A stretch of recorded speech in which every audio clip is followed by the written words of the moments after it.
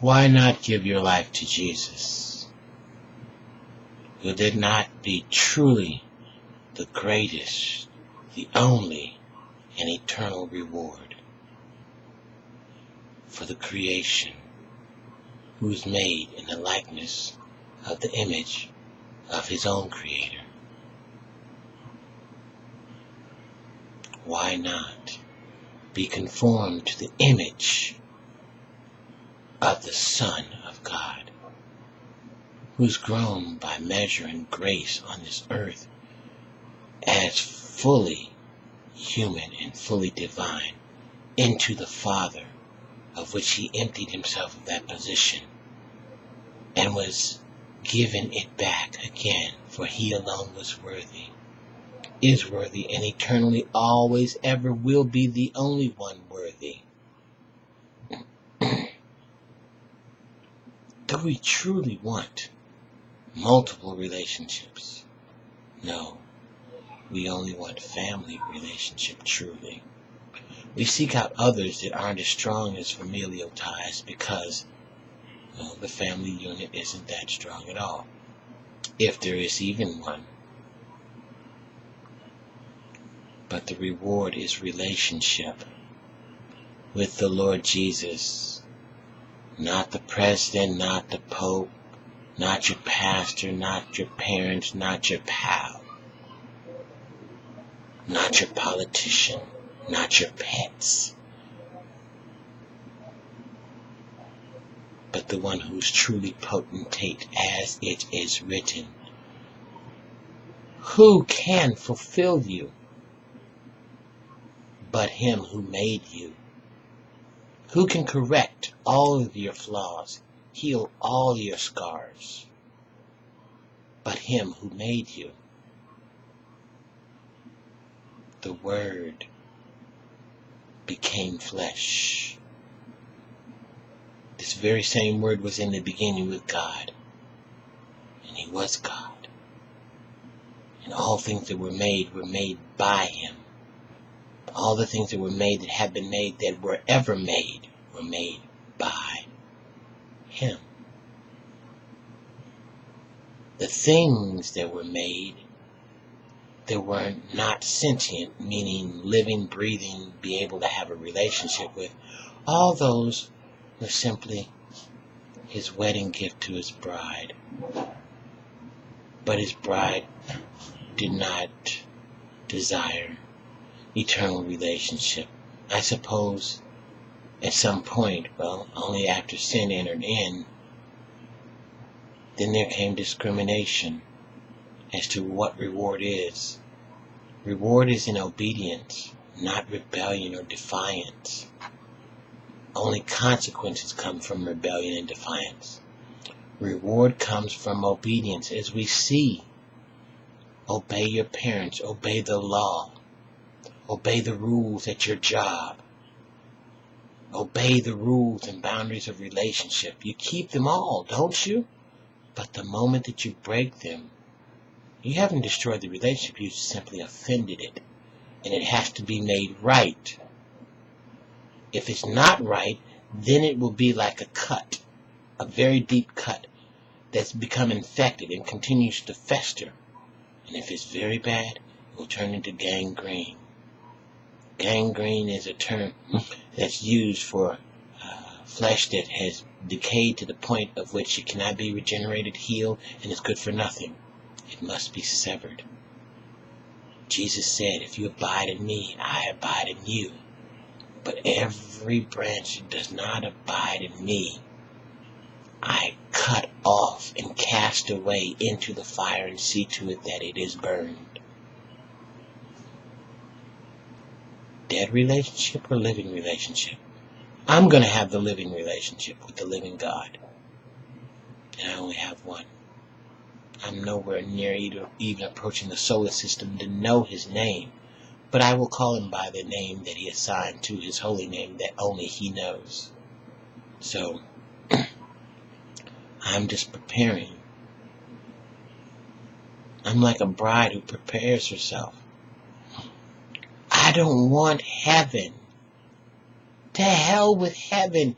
If the king of heaven is not there, why do you want his things and not the king? All the things that you have will cease without the authority of the king of those things. Do you not know that gold on this earth only has the value because of those who have determined that it does have value? But when the government determines, well, the big people behind the government, the Rockefellers, the Rothschilds, and all of those, once they have determined that gold is no longer of any value, gold is worthless. The moment the Federal Reserve says that this strange cloth-like paper called money has no more value, guess what? It doesn't have any more value. But now, when the King of Kings and Lord of Lords determines that all that you have is worthless,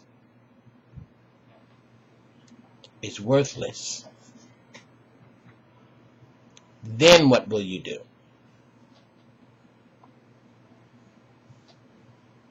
All the things that you've gotten, that you said he gave you, he allowed you to get them. He gave you strength to get them. As it is written, God gives you the power to obtain wealth. But then he asks again, why did you not buy of me gold tried in the fire? Because all of your gold and silver will be left cankered unto you. When will we truly desire the only thing that matters? It is holy communion with our God and Creator. It is the only thing that matters. That is life. How many kings, how many rulers have started wars and killed and murdered and even committed suicide over the relationship of a woman with a woman? And when it was severed, when it was taken by force, he answered in force to regain it. When it was damaged, he had to make sorrowful contrition and repair it. But when it was severed voluntarily, for whatever reason, and there was no recourse to restore it, what did men do? They took their life. They took their life. Now that's a perverted version of Jesus Christ, because Jesus Christ gave his life. He gave his life for his wife to end the strife. And he let the wife take it, that she might be restored unto him. For in righteousness she cannot abide with him because of her sin and her rebellion. Oh, don't you see, relationship is the only thing that ever truly matters. Vain man has written so many songs out of the vanity of their hurt hearts about love and money. Money can't buy me love. Love makes the world go round. Money and the love of the money burns the world down. You can't buy me love. Love, love. All we need is love. This is true. But it has to be holy love in a holy relationship. And there are rules to every relationship. Even those who say, this is an open relationship. Don't start clinging to me. Don't start falling in love with me. Those are the rules to a relationship with no rules. And when you break those rules, you've broken the relationship. You see? Every relationship has a rule. And those that are open relationship unattached, their rules are there are no rules. Don't bring confining, constraining dictates to this relationship. It's open. I do what I want. Those are the rules. That's Lucifer's rules. Because my God, he's the total opposite. My rules are I keep you close, and you keep me closer, and no one else gets in. I will love you, and you will love me. I will give you life, and you will respect me, and honor me, and love me, obey me. There will be nothing to come between us, and no one else can be in this relationship but you and me. Where on God's green earth, in the greenness that he's given life here, do you suppose we got the vows to honor, to hold, to have, and obey, and keep thyself unto him and to her only, forsaking all others for him or her only? Look up. That's where it came from. But do we truly honor that? No, because we don't honor him. That's why all your relationships, all of them, they crumble. They give in under the onslaught of Satan. Because that is the key to destroy relationship with the Creator, so that you can have relationship with a creation who's going to die. Do you prefer death? By dissolution? That means to terminate the relationship. Like they say, a dissolution of marriage means a divorce. And if you're divorced from the King of Kings and Lord of Lords, you have no banner of protection, or love, or solace, or comfort, or provision, or any such a thing that is holy. The only thing that matters is not who you are, but whose you are. Belong to the King today. Give yourself wholly and wholly to him while there's yet time.